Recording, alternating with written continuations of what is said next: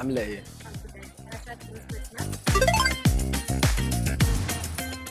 لان مسلسل لينك بيتكلم عن الاستخدام التكنولوجي في حياتنا. انت ايه اخر سؤال سالته شايفه؟ كنت بسأله على حاجة عربيتين ايه الأحسن فيهم. اصلا منهم بتستخدمه في حياتك ولا؟ يعني مؤخرا بصراحة ابن لذينة يعني عارف كل حاجة. لا بقيت بصراحة بسأل كتير بس مش كل حاجة.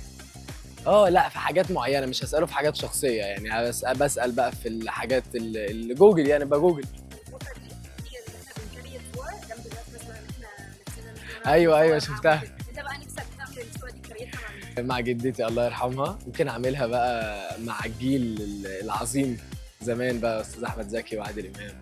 حط صورتي كده معاهم سلام. حد معين ولا كلهم بقى الجيل ده ليا الشرف ان انا اتحط معاهم. انت بتستخدم GPS ولا؟ جدا انا اصلا انا بروح بيتي بجي بي اس. انا والله ضايع في الموضوع ده بسوحك قبل كده. ياما بقى.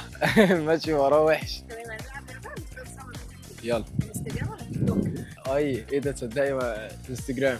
مكالمة ولا واتساب؟ مكالمة. تكتب بوست ولا تعمل ستوري؟ ستوري. تخلي الموبايل سايلنت ولا تشوف النوتيفيكيشن؟ سايلنت. هل حصل لك مشكلة قبل كده بسبب السوشيال ميديا ولا؟ لا ما حصليش مشكلة لا الحمد لله، بس بيحصل مشاكل. بيحصل. بيحصل عامة بس مش معايا. الحمد لله. الحمد لله. هل دوست على لينك قبل كده وطلع هاك؟ لا بخاف قوي من الحاجات دي. متابع مثلا ال... مثلا اللي بعد. لا ليه لا وصحابي لا عادي ببقى، بس لو رقم غريب طبعا بقيت لي لينك لا عمري ما افتحه. هو المسلسل بيتكلم عن كده بقى، لا وانا بحاول اقول للي حواليا واهلي بالذات ان ما حدش يعمل كده. هل انت شخص بيبعت ميمز وريلز لاصحابه؟ اه طب ايه اخر ريل ضحكك؟ لا في ريلز كتير، كل ريلز ضحك بقى مش فاكر علقت معاك قوي؟ مش فاكر بس انا في حاجات بتضحكني كتير قوي بالذات في التيك توك، في عالم موازي. لا بتبهدل. هنسألك شوية أسئلة نعرف منها أنت قد إيه متعلق بالموبايل والسوشيال ميديا. أول ما بتصحى من النوم بتمسك الموبايل ولا لأ؟ تقدر تعيش من غير السوشيال ميديا أسبوع كامل؟ يعني مثلا أنت آخر مرة قررت إن أنت تقضي يوم من غير بعمل كده كتير وانا مسافر، ببقى قصدي ان ابقى مش سوشيال ميديا عامه، ببقى مقاطع الموبايل اصلا. بعد ما برجع بقى خالص بشوف صوري بتصورناها، يعني بتصور كتير جدا، بيبقى في صور كتير جدا بس ما بشوفش ولا حاجه. فاهم قصدي؟ ما افتحش الموبايل خالص وانا في السفر، ما بحبش.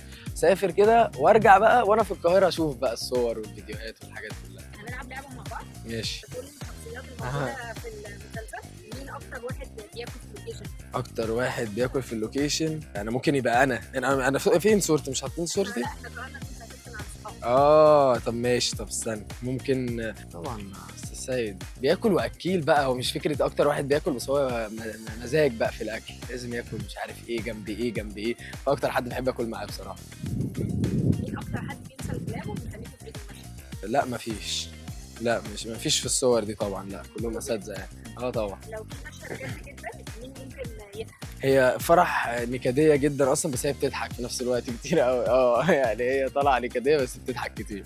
قول لنا حاجة سكرت عن كل حد من الصور اللي معاك. بس خلي بالك انا لسه ما عرفتش السيكريت يعني لسه برضه. بس محمود انا عارفه من زمان، ممكن اقول ان هو بيلعب كوره حلو، بيكتب حلو جدا طبعا طالع لبابا، وفي حاجات بقى هو بيعملها حلوه في الكتابه يعني الفتره اللي جايه. لينا لسه ما عرفتش حاجات سيكريت بس هي عسوله بصراحه. لسه بقى اول ما تقول لي هفتن لكم على طول. بس السيد حاجه سيكريت، هي مش حاجه سيكريت بس هو من الفنانين مش بيتبخلوا خالص بالمعلومات والخبره اللي عنده، بيحب يسبورت ويقول كل حاجه، فدي حاجه كويسه جدا. القمر سيكريت برضه مش عارف قوي بس لا هي جميله كلهم جمال، انا اتبسطت معاهم، مفيش حاجات سيكريت قوي عارفها وما ينفعش تتقال بصراحه. انبسطنا معاك اكتر. وانا كمان. شكرا جدا انك كنت معانا في وسط اسماء. ميرسي ليكي.